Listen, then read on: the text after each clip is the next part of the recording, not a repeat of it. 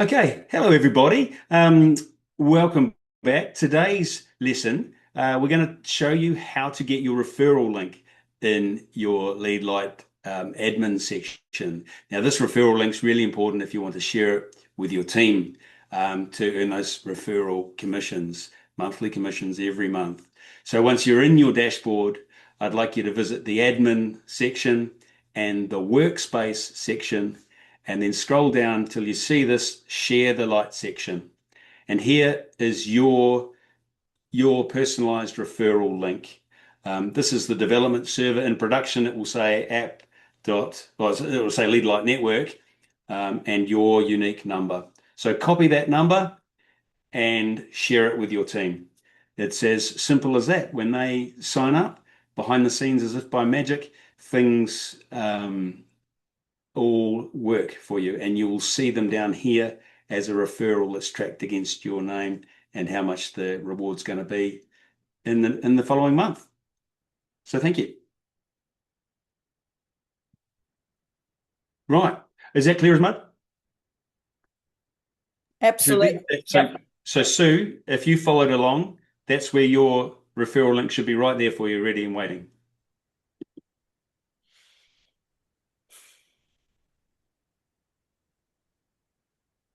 You're Admin, muted, Sue.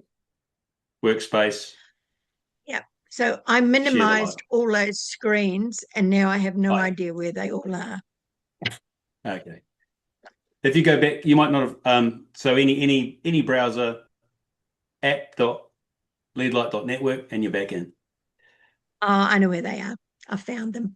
It's all good. So the other thing we're going to show is how to export from LifeWave and import into the back office, because this is going to be something that is going to be most useful for people.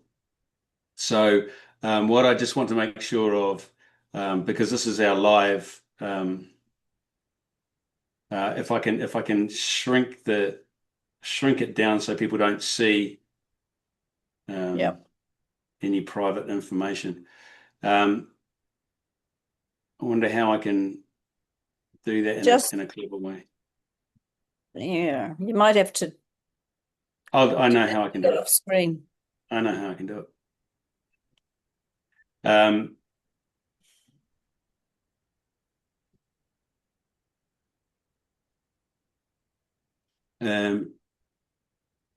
More, because they don't need to see the portion of the screen. Here we go. Should we have ours up in the background so we can be playing with it while you're doing that? That would be good, wouldn't it? You could, yeah. Yeah, why not? I couldn't log in, and then I tried too many times, and now I'm locked out. To where? To LifeWave? No, LeadLight. No, LeadLight, you're locked out. That's good security. So you can reset your password. Yeah, I tried that. It didn't go anywhere. And then it said the attempts. Okay. Let's address that shortly. Do you want to push record now so you can get this bit? No, because I'm just going to get this looking right. It's just a long running record. We'll splice it up later. Yeah. Right. So you can't see any customers there, can you? No. Good. Okay.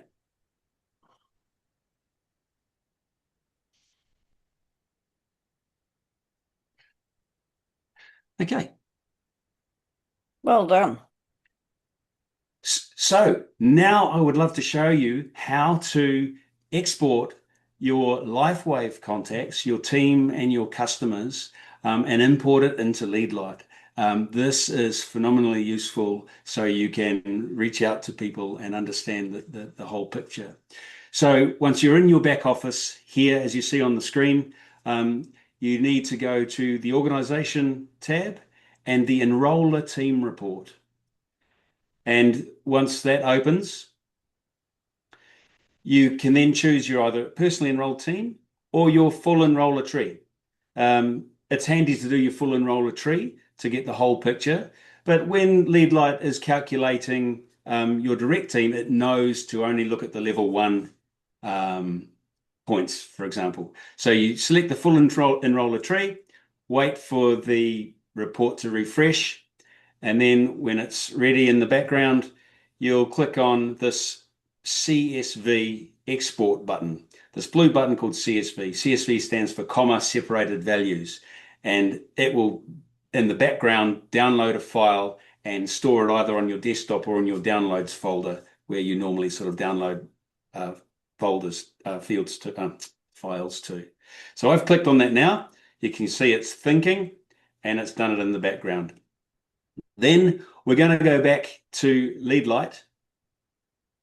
Now this is the LeadLight development site, and when we import a file here, we're going to go to our admin section and data imports. And we're going to run it. We're going to search, or we're going to use the source LifeWave. You can also choose a custom file or another. So LifeWave. Choose the file. So now the choose the file is, it normally automatically goes to where it needs to go. So for me, it's automatically gone to my downloads folder. I click on the enroll a team tree file that I've just exported, and I click upload. And I can, if I scroll down, it tells me it's going to be importing 146 rows. Everything that's bringing across, names, addresses, next paid rank percentages, career titles, enroller IDs, all of the useful information that's going to be handy to help lead your team and manage your customers. And you can look at sample rows. So look, I won't show you that because that's private information, but you can check that it's all looking like it's going to do the right thing. And then you simply import the file, import for review. And what it does quietly in the background is brings across all of the LifeWave information. Now, for any context that you already had in your LeadLight database, it doesn't change anything there. It doesn't change any of the notes or the tasks or the actions that you've saved against that person. It brings across updated LifeWave information, so their points balances, their rank changes, and anything like that. So you can do this quite safely again and again. I'd suggest to do it weekly to keep those that LifeWave information current.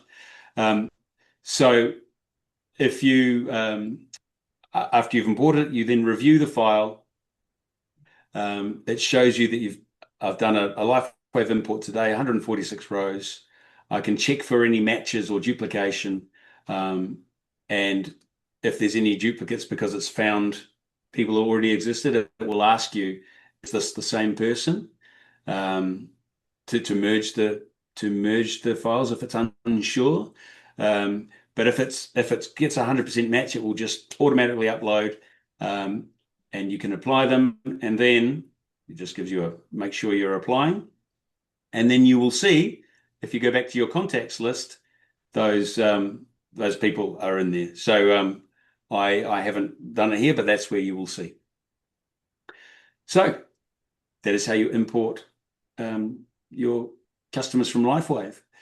If you want to import your customers from any other spreadsheet that you may be managing, then you simply follow the same process to take the spreadsheet from wherever you're storing it, and in the admin data import section, you'll choose a custom file.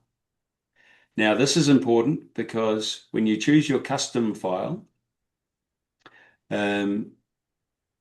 here's a contacts that I've exported from Google, a contacts file. Now, because it's a custom file, it's going to ask me how I want to map this across. So there's this custom mapping field. You may have to watch this again and again. But so there's a LeadLight field of first name. And in my import file, it's found a first name column, which is great.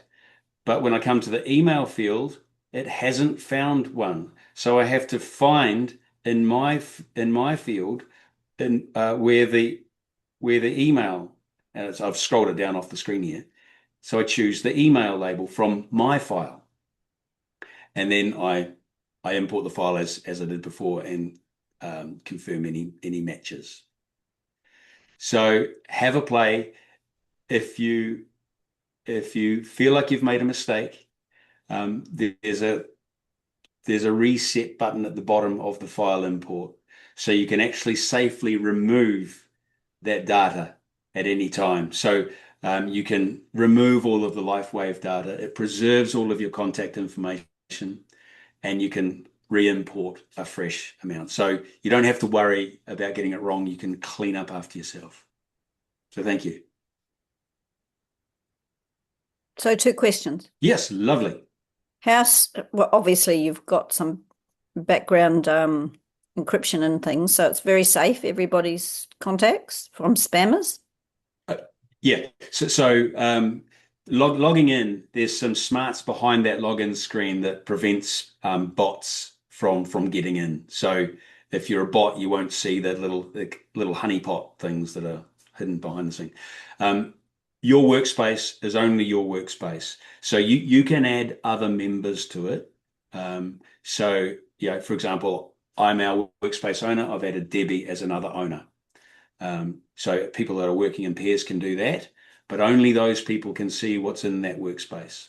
Okay. Yeah. Okay, thank you. Question 2, when you do your import and you go enroll a full enroll a tree report, what does it do with all the ones that are positioned no longer available? It's still got their names and things there, but they're not doing anything. Does it just ignore them, where all the blank squares or people who are just not doing anything? Yeah, so that's the difference. I think you're thinking of the enroller tree viewer. No, The no, enroller on the team report, does that include or does it not include all those people that are on your binary that are boxes? If it's got a name, it's included in your enroller team report. Everything. Okay. So shame, because there comes a time where there's a lot of people, their names are still on there, but it just says position not available. So they've gone to a PC or they've left the company or they've died or something's happened. So the way to deal with this is go through an exercise and identify those people as dormant or inactive or something. So inside LeadLight, so that when you can kind of ignore them when you're looking through. That's incredibly hard when there's probably 4,000 of them. Yeah. So you could choose to only import your level 1 tree. Yeah. So you can choose at some point who you want to bring in, and mark with a tag, for example. I'll show you that. Mm-hmm. Can I just stop sharing for a second, bring the whole screen back? Wendy had a question there. Wendy. How you doing? Mine is just that, like, I've done my import and I've just got a name and it doesn't have any other information about their email address. And I do believe that there's value in that, because I think that where we've evolved from being in since December of 2023, there are people in there that we would still like to maintain contact or have the ability to be able to get in contact with. But it just brings in the first name, doesn't bring in the sponsor, doesn't bring in an email address or anything like that. Just hold on. And so that's my issue is probably what you're going to touch on now, and that would be putting a label. Or are they just preferred customers or retail customers that come across, Wendy? Because that's what I've got in my back office. If corporate sent me a retail customer, it's just their name. There's no other information. Well, the retail customer doesn't actually give you the name. The PCs and PC Pluses give you the name. Yeah, just the name, but no other details. Yeah, but they're the ones that have been imported from corporate that I have. Yeah, see, mine usually have with a number. Yeah, or they'll give you an email address that you can get in contact. You can send them a welcome or whatever. But but there's nothing. Yeah, no, there isn't. So there'll be a little bit of tidy up as we start to use it and get used to it and be able to, make sure that it's working on, the way that we want it to work, of course. And so, but at least it's a great start, Zanda. Thank you. Where there are I'm thinking emails. Sorry, Sue.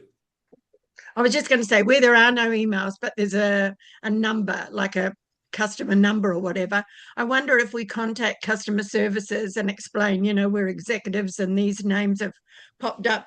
Is there any way of getting other details? Even just an email address would be good.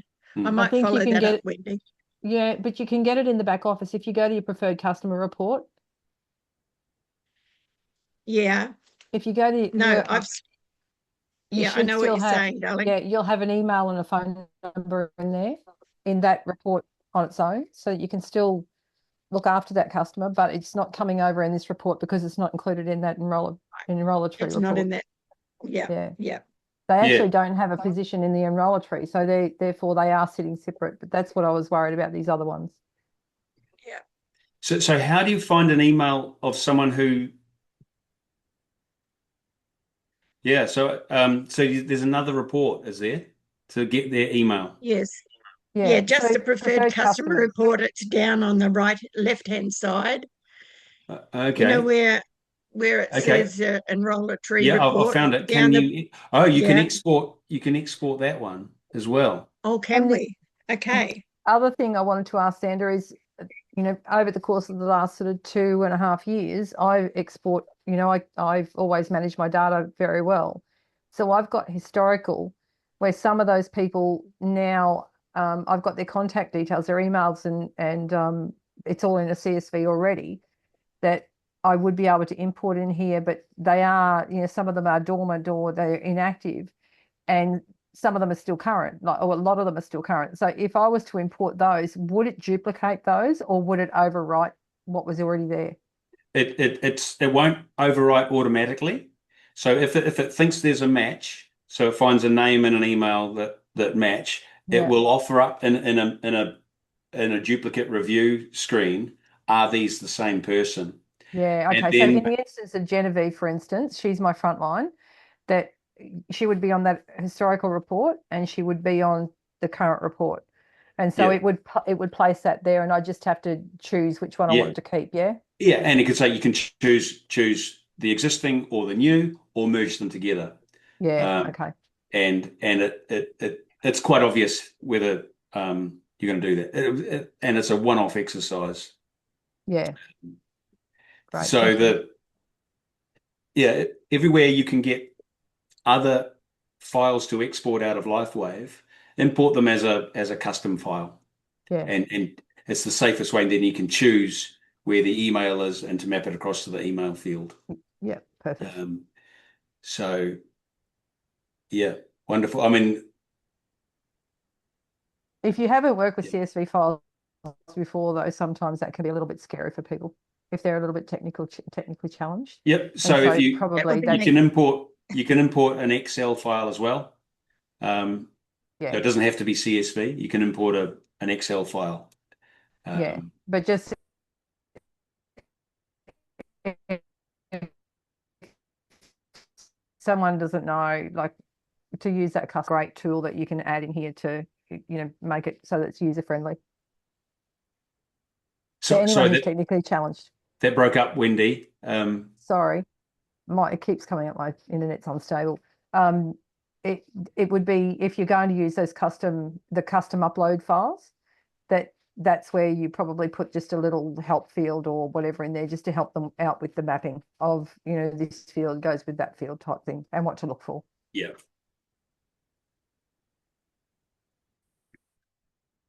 Right.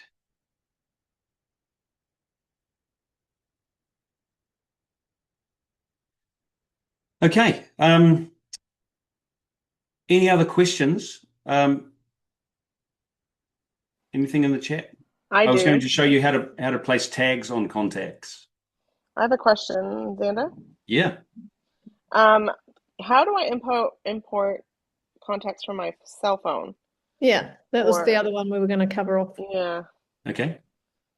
Because I don't know how to get a file from there, Okay. I will tell you, but I won't record this because I don't have any. The contacts in my Google are live contacts, so I'll add a little recording of that later. But so if you go into Google on your well, I can show you two ways. You can go Google from your desktop. So if you're using Google, and that's where your contacts are, you go to your Google Contacts folder. Where are we? I think Danielle means contacts on her phone, right? Well, I can show you both if you. Not Google, just contacts. Yeah. So the easiest, most people have synced their contacts with something like a Google. I have no idea if I've done that or not. Just thinking of just So, like, I've saved it in your phone and Yeah, me too, Danielle. yeah. So Just in your phone. different phones are different, of course. There's wherever you store your contacts, there's a way of selecting all and exporting. And again, it will create a file that you can then drag into LeadLight the same way we have these other files out of LiveWave or any custom spreadsheet.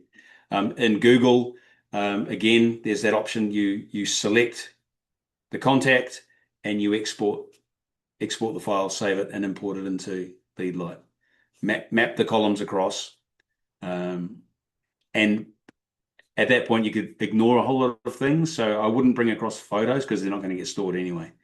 So you can choose the fields that you export out of Google or from your phone.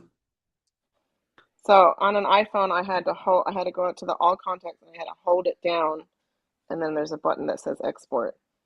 Right. Otherwise, it doesn't come up with an export option. Just iPhone users, if you're confused about Hold it that, down. you have to hold it down. So You're muted, Deb. there's going to be a few training. I was just going to show you with Android. You just click on the three dots there, and then it shows you can choose settings. Contact settings. And then there's an opportunity to export contacts. Nice. Okay. Thanks, Deb. That was easy. I found that. Cool. And so there, where would I put if I export contacts? You'd probably save it onto your internal storage. Yeah, got it. Crikey, I've got 1,642. Yep. 3,500. I'm like, oh my gosh. Only got 1,072. And then you hit so I'm at this stage, Deb. Yep, internal storage and then export. To where? Internal storage. So then we'll navigate to find it. Are you on a Samsung? Yeah. Yeah. You must have a files folder somewhere. VCF have been exported to your internal storage. So it's just an internal storage somewhere? Yeah. Okay. And then what do I do with them? I found mine, Sue, under internal storage download, and there's a contacts.vcf file. Yeah, me too. Now, I haven't worked out what to do with a VCF file yet. You can import it into another context, but I haven't worked out how to turn that into a spreadsheet. So let me work that out, and I'll share it. Okay. So, right. Hang on. I'm going to spotlight you again. Yeah. So that's what mine's saying now, Deb. Yeah. Oh, what was that? What did it say? Oh, yeah. Yes. If you put it on internal storage, and you'll find it, choose internal storage, and you'll find it where Sue said. It'll be under downloads. Yeah. Okay. I want to move on because there's some other features here. But what I'd like to show you now is how to add a tag to a contact. Now, this is one of the really useful features so you can filter and sort your contacts into the groups that you may need to be dealing with them. So, for example, I was talking to Misha earlier, and the idea of creating a tag for Uber and putting the Uber drivers against that, for example, is a way of helping her manage her team. So it's from your main board here, contacts.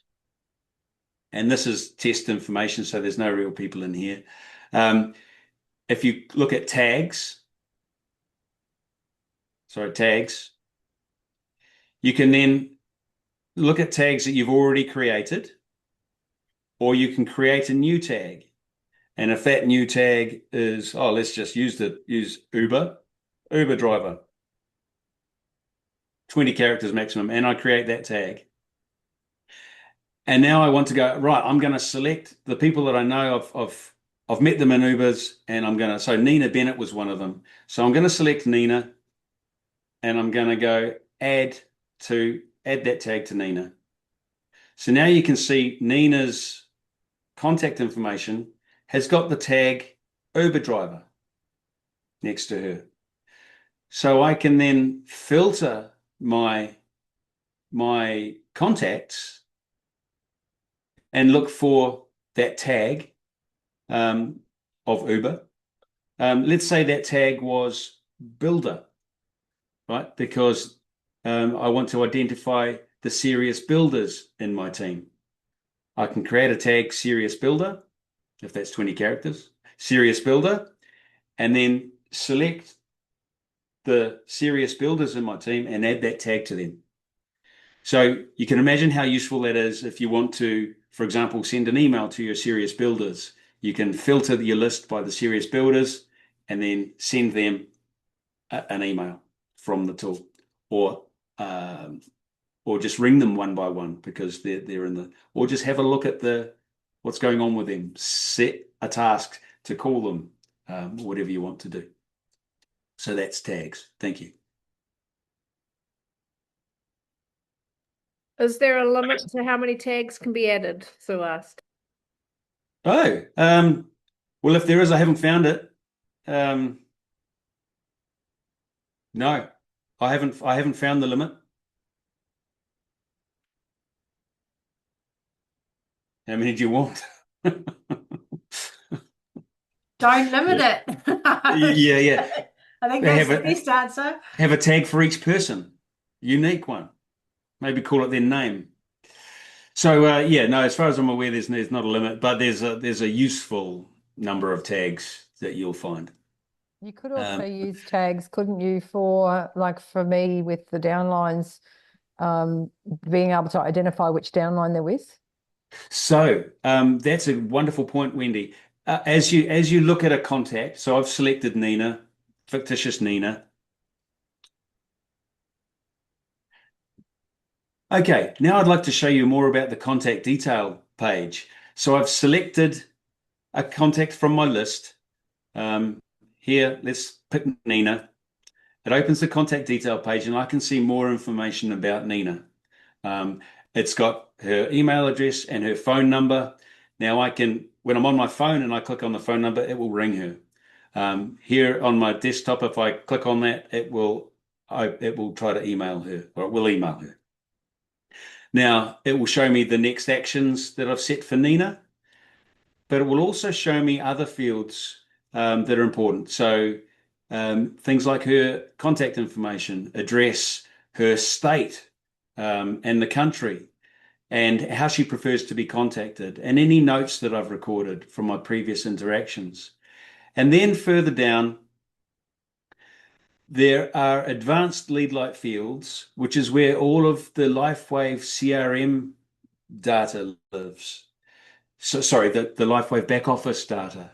So it will show you which side she's on, who her enroller is. This happens to say Sally Kearns, but it's fictitious. Whether she's on a monthly order, whether she's a brand partner, if she's active or inactive, and her next paid rank. So this is test data, so you wouldn't necessarily see these things side by side. Yeah, so this brings in that picture, that useful picture for that contact. May I ask a question, Thank you. please? Yes. Thank you for waiting. Sorry, interjected there. Where it's got Sally there, if Sally was 3 or 4 levels down in my team, I would still want to identify that where she sits in the leg. So Okay. on whose leg it would be, on who my frontline enroller leg it is, even though the enroller would be further down the tree. Because I have some that are, 6 or 7 deep for me that I work directly with. So it's got their enroller there, but I need to know what leg it's appearing in for the volumes. Okay. Does that, to your knowledge, is that information in any of the reports that we can export from the back office? Yeah, No. it would be in the enroller tree, but be enroller tree, but I don't think there's a report on there. It's just a visual to show where they are. So no, you would have where to know. It gives you the levels down. It's only going to give you a number. So it's going to say, well, my front line is a 1, but if it was someone who was a 6 or a 7, it would just have a 6 or a 7. It wouldn't actually have the enroller, the leg details there. So is that useful to know, the number? No. Well, it shows you how far down they are that you're working, but it would be something that I would use a tag to put it in whichever enroller, whichever leg is actually appearing. So in this example here, the enroller tree, because the enroller tree level is something that LeadLight understands because it uses level 1 to make some calculations. So the enroller tree level is brought across. It's just not provided for this contact. So Sally might be 5 levels deep, but she's still the enroller of Nina. Sally is according to the back office, Sally enrolled this person. Yeah, that's right. And that's what I'm saying. So Sally is in leg 1, my main, like one of my main legs, but she's, she might be 5 levels deep. She's the enroller of Nina, but I still want to identify which at the top which leg she falls into. Yeah. Leave that with me. I'll see if there's a way of bringing that in from LifeWave. At some point, we must defer back to the LifeWave back office as being the source of everything. Truth. Yeah. So as you see, when we start playing with Ask Coach and we start asking questions, if it ever gets to a point where it's unsure, it refers back to the back office and says, look, I'm only this data might be old. Please refer to the back office for, and it doesn't know order details and things like that. I would use tags for this though. I that's what I would do. I would put, whether it was Genevieve or Joe or, Dorothy, whoever it was, I would use a tag for that. Because I want to know, because how, what we should be all doing is making sure that we're building 3 legs and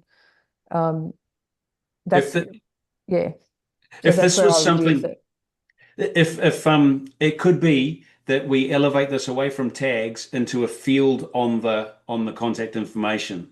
So I don't know what we would call it, whether you'd call that it could be a direct enroller tree or direct enroller or something similar. We could think it, and so we could record it. Sorry, not there. We could record it under the contact, the core maybe not the contact, but one of the other fields that we've got. Elevate it to an important.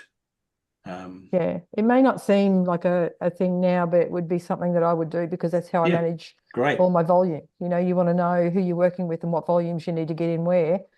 And so when there's, that opportunity that you might want to rank up, you want to be able to sort those people on who you can, send them out an email to say, what, this is what I'm doing, this is where I'm going. Do you want to be a part of something? So, Wendy, can I lovely. Can I just ask you something, darling? That enroller leg, the thing he was showing you on the left-hand side of the page, that was Sally's level, wasn't it? That you were looking for, that you were looking at, but you want what level they are from you. Isn't that going to be? Say Sally's 5 levels down on Genevieve's leg. Yeah. It only shows in here that it's Sally, but I want to know that it's Genevieve's leg because I want to be able to know when there's, how I manage my business. I want to know when where there's a whole heap of people in there that I could go out and say, you know what, this is what's going on. We've got, you know, Jen's this much short. Do you like, have you got people to talk to? Can we do something? So what we're looking at is, so that was Sally's enroller tree level. Nina is on her, say, number 1 level. That would show their 1. But where Sally's name is, you want to know who her upline is in conjunction with you. Because Sally might be under someone else who's under someone else who's under Genevieve, who's under you. Yeah. Yeah. Yeah. And so that's where this is pulling in directly from the reports out of the back office, but I would be able to put a tag on there to say that this is like Genevieve's team. Yeah. Perfect. Yeah. So I'm just looking at live data, and the enroller tree level is that person's enroller tree level. Yes. Yes, correct. Yeah. So if there's a way of bringing it in one of the reports, then we can do that safely. But if we can't, it may have to be a tag. Yeah. Okay. Thank you. Any other things I can show you now that are useful? So if you ever get stuck, there's a help function. So if you ever get stuck and you're not sure what to do, there's a help function here, which you may have already found at the top. And you can just search for what you want to work out, and it will bring the matches as if you're. Oh, I'm tripping over myself. I'll forget. I won't record this. So the search function. Can I just go back for one thing with Wendy? Wendy, did you ever do Enroll Pro with doTERRA? I used to make my own tags. That was the way that I could tell. I just remembered that's the way I could tell who their enroller was and what leg they were on and what level they were on. Exactly. I had to individually do the tags. Yeah, that's why I asked the question. That'd be something I'd manage through tags. Yeah. If we can find a better way, I will. Yeah, thank you, Zanda.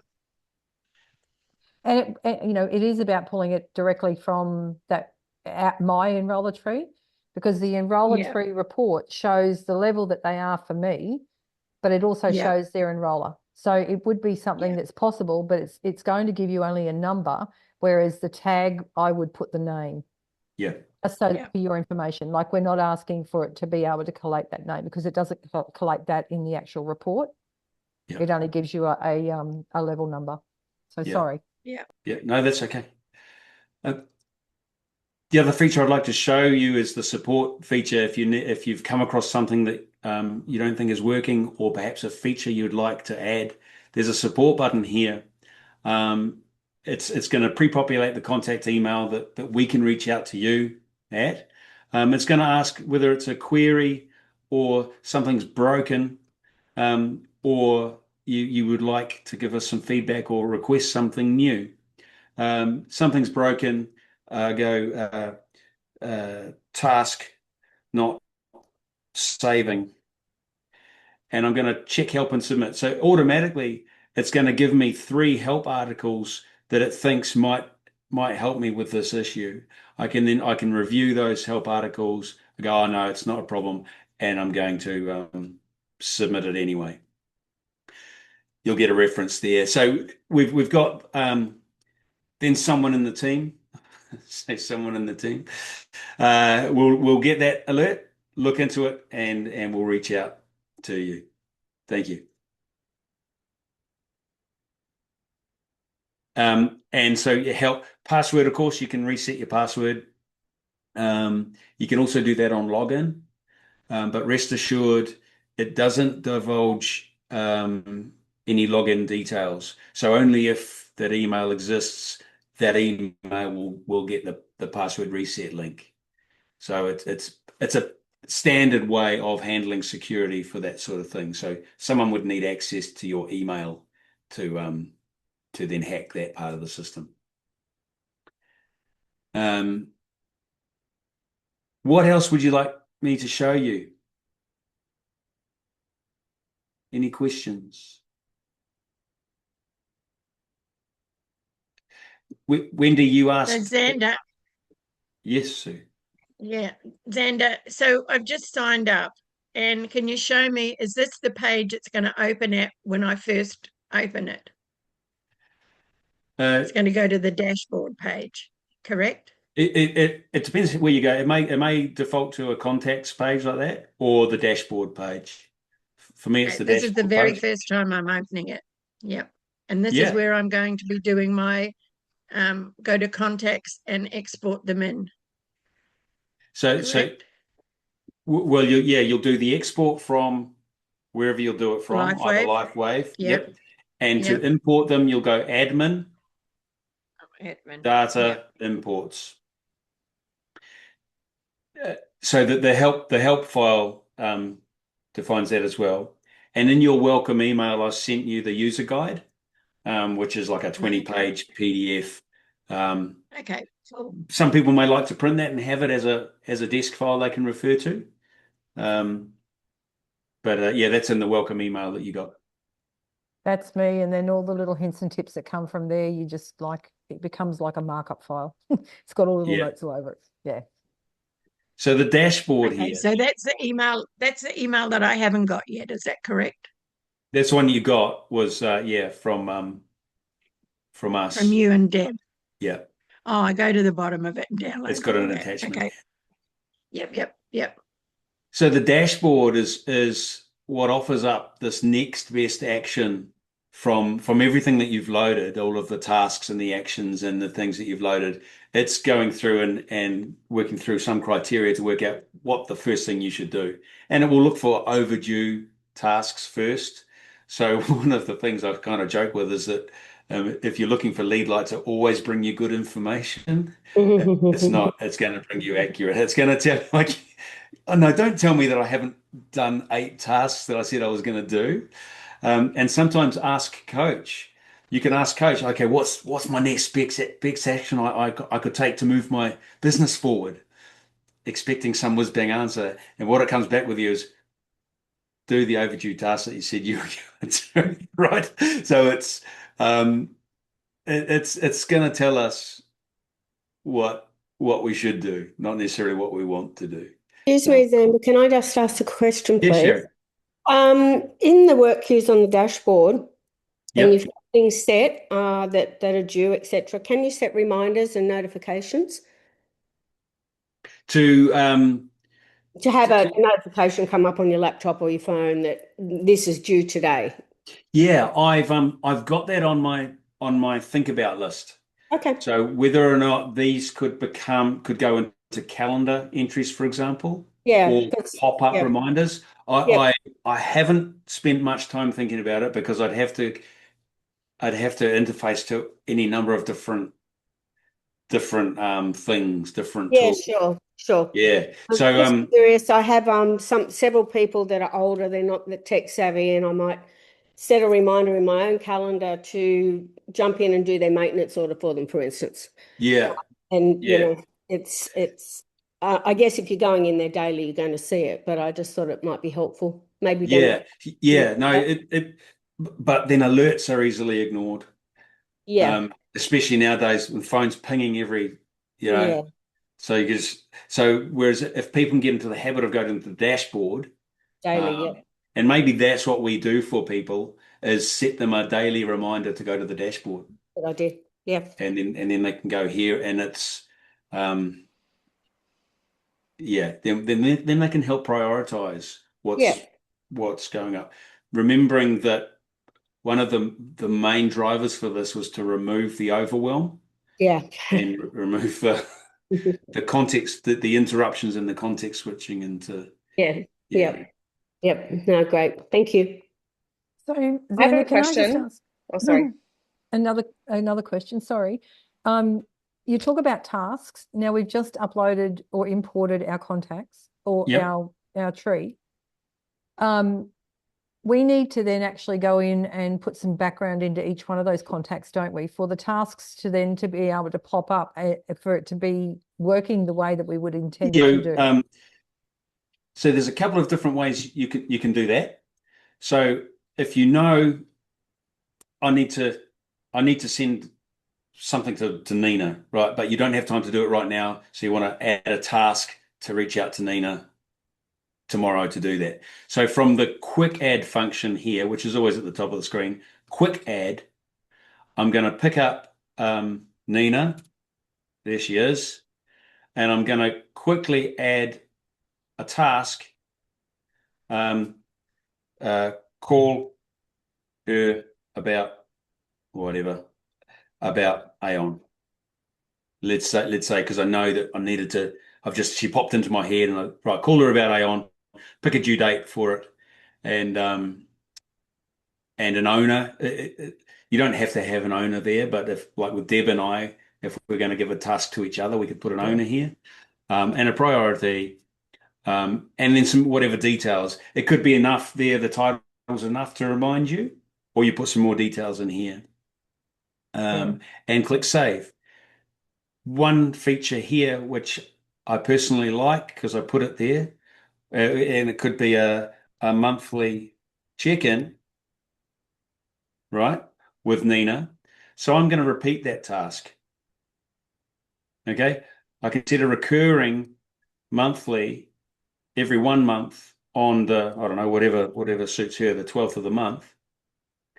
And it will be run through standard monthly call. And when I save that, I've now got for Nina monthly tasks set. Yeah. So Sue, I was thinking of you when I created that feature, because I know that you have a process where every month you'll call people, and so this notion of a recurring task was created. Is there a facility that if you have something like this that you're already managing out externally, that you could put those tasks into that one initial upload report? You know, when you're importing your contacts, could you put a task field in there, and would it populate in that import process? But you'd have to use a custom, yeah?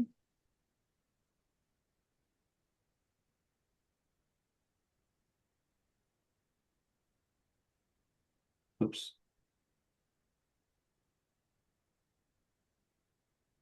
So column LeadLight field. There's notes, so you can import notes that you might have had against all of those people. And it would automatically recognize action items on there and create the task, or not? No, okay. It will. There's this next action which could be mapped. So in your import file, you'll have something called, it might be called task, right? With a due date. So you could, let's pretend that said task. So this is your file on the right. So you pick up your task column and you map it to next action. And your task due date, you map to the next action date. Yeah. And that's going to give you a fully working model right up front without it being a, correct. I know I've got 2,000 to go through. So it would be an easy way to be able to pull people in and do that in an easier way. It can only bring in one task that way. Yeah. But if you're only working one task ahead, so the next, then you could map it to that field. Yeah. The next action field. Yep. Perfect. Yeah. That was lovely. I hadn't come across that before, so thank you. Danielle, you had a... Yeah, you had under your contacts, you had like lead and then sent this as an info. How did you have that little thing next to the contacts? I'm sorry, here? So you have up here, so you have spoke, sent this as an info. How did you get that there? What is that? How did you put that into your... Yeah, so that was a status here. So there's some drop downs for different statuses active. So sent this as an info, I thought was a common one that we that we'd go through because it's a standard part of our process. So I thought if that's a status at a glance, you can see, right, that's where they're at. Perfect. Yeah. So then once you hear, but once you call them as a follow-up, you then might change that to something else. It might be waiting on something else. Yeah, you can play with the use of those fields. There's no right and wrong. Yeah. Does that answer that question? Yes, thank you. I got to run to the opportunity call now. Oh, yes. Thanks, Danielle. Sorry, we will do. The other thing under this quick add is a workflow. So what I love about this is that a series of tasks that you know works well for, say, for example, a brand partner onboarding. So there's things that we'll do on day 1, there's things we'll do on day 2, 3, 4, 7, or whatever. You create that workflow template of things that you know works well for onboarding your brand partner. And so then I want to give that workflow to Nina, create a set of tasks. I then pick my workflow, for example here, partner activation. And it's going to set those tasks out into the future. This is just an example. So day 0, which is today, day 2, day 7. May I ask a question around that, please, Zanda? Yeah. Are we able to set up workflows that are pertaining to how we train our teams? So in your admin, then anyone who is in my team that uses this here has access to that? Yep. So in the admin section, yep, and workflow templates, yep, there's a workflow editor. Yeah, I saw that there, but how do I share that then with others in my team? Watch this space. It's absolutely on my, I think it's the very next thing I'm going to build is this ability to take not only a workflow and share it with your leaders, but also an email campaign and share it with your leaders. So here are some things that work. Here's what I do. Duplicate myself. So absolutely, there'll be in the very near future there'll be like an export workflow button down here. Yeah. And I haven't worked out how it's going to work yet. But because currently we're using Trello. Like I've got everything stored in Trello, and they know where to go to get it, and they just do a copy and paste and all the rest of it. But if it was in here, and I could build that in here, put it all so it's one central, then that would be great. Yeah. So playing with the workflow editor, you give it a name, so partner onboarding and a description, and then you simply add tasks, as many tasks that you need to make up that workflow. Yeah. And these note fields can be quite long. So if after 3 weeks you run through a whole series of questions, Sue, like you do, you can put all of those questions in here so that it pops up on that date. Here's all the questions, and your team member can jump on the phone and work through that. Not have to find bits of paper all the time. It's all kept here. That's and then once you've saved that, it becomes your saved workflow. It's not an example anymore. These are examples. It's your saved workflow up here that you know is that you're going to share with your team very shortly with a new function. Perfect. I should have. Email is very similar. So the email templates, there are some example templates that come out of the box with LeadLight that really just show you what's possible and give you some ideas.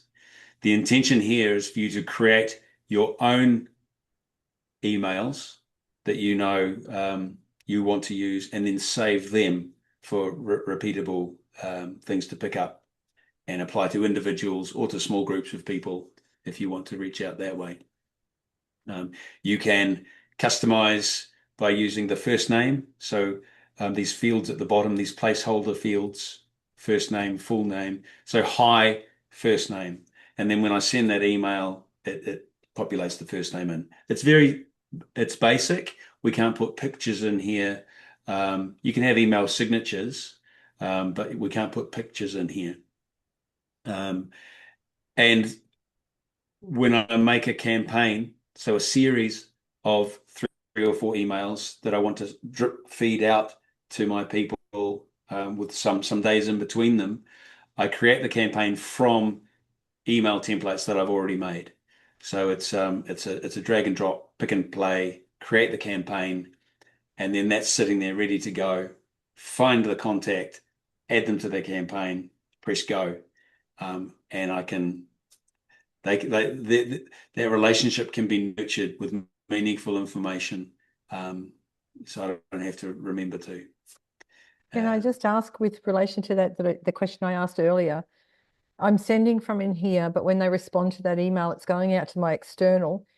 Is there a way of being able to import the contents of the email in if it's going to create more tasks? Not yet. Or is it just a note I put, like you just copy the contents of that email and just pop it in here so that there's a full collation of history of if it's a prospect, you want to have a bit of a history of the backwards and forwards. You don't want to have something in here and then have to go out there to try and find something, like it's just all in one space. Yeah. So currently the LeadLight keeps a track of the actions that have been taken. So if you've sent an email, it records that, but not the under show timeline, and it will show you which email you sent. Okay, but it won't have the contents of that email. Okay, so but if I add a note, will that give me another pop in there in that chain of events that you've got on the screen there now? So if I get the email back, I copy the email, I put it into a note, will it add it to this timeline as a note? You can add it into an activity, yes. Notes, the notes field kind of is an ever-present field. So yeah, okay. So it's not something that's going to populate in that timeline down the bottom. No, but if you create a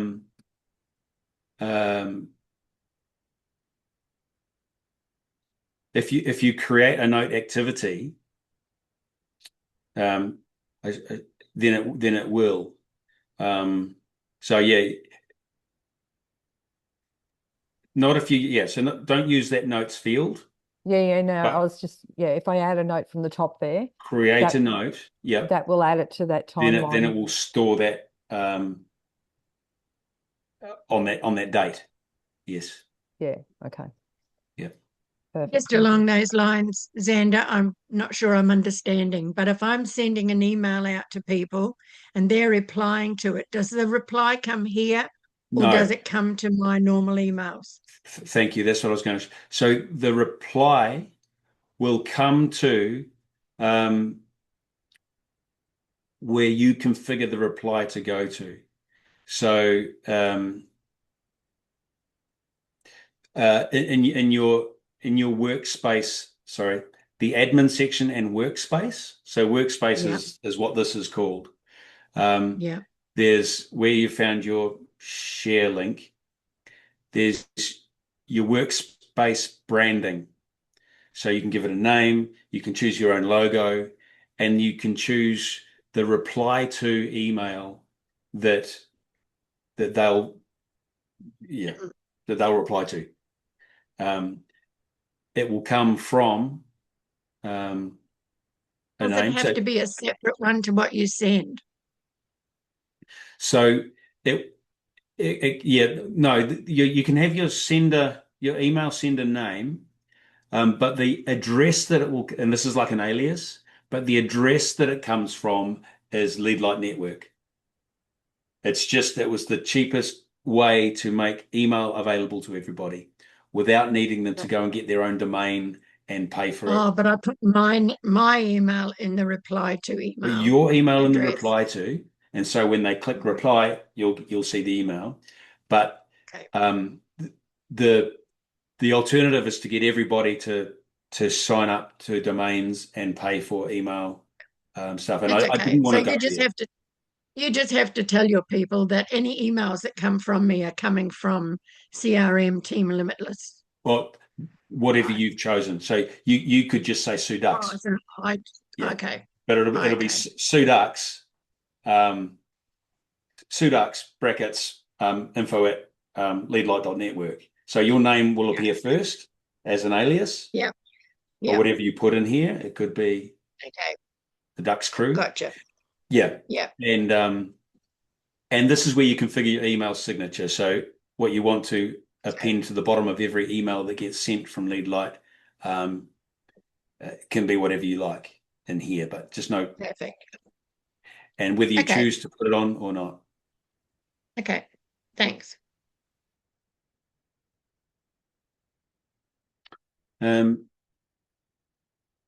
Yeah. If I want to jump off, am I going to kick you off, hun? Am I going to be able to jump on another call?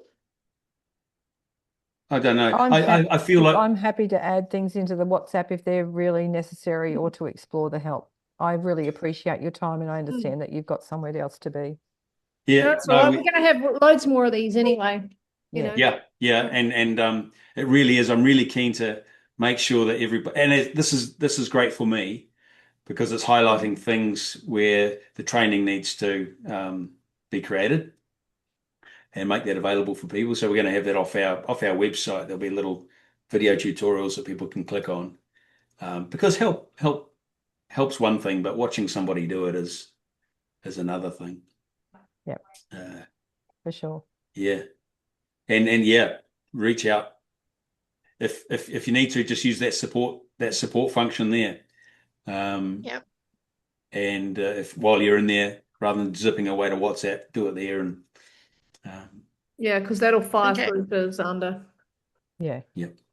Okay, so my next action plan is to get off here, go into where I signed up, get that email that you and Deb sent me, download all the information and the link that's there, and then worry about finding the other email that hasn't come through. You don't need give you a call tomorrow.